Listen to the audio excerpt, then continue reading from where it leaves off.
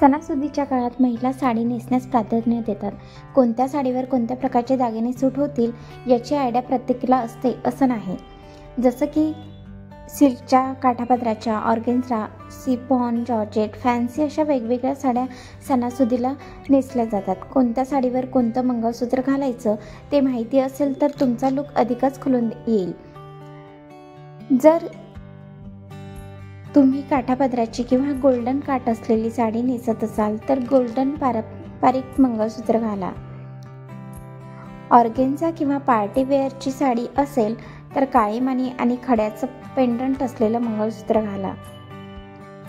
खणाच्या साडीवर ऑक्सिडाइज मंगळसूत्र शोभून दिसतं. सध्या ऑक्सिडाइज ज्वेलरीचा बराच क्रेज पाहायला आपल्याला मिळतो. जर तुम्ही साधी प्लेन साडी नेसणार असाल तर छोटं गोल्डन मंगळसूत्र घालू शकता. कॉटनच्या सिंपल साड्यांवर छोटं ऑक्सिडाइज मंगळसूत्र छान दिसेल.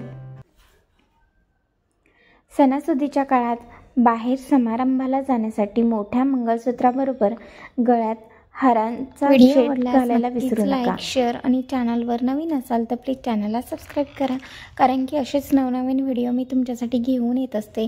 त्यासाठी चॅनलला नक्की सबस्क्राईब करा. भेटूयात नेक्स्ट व्हिडिओमध्ये. तोपर्यंत good bye, take care, bye.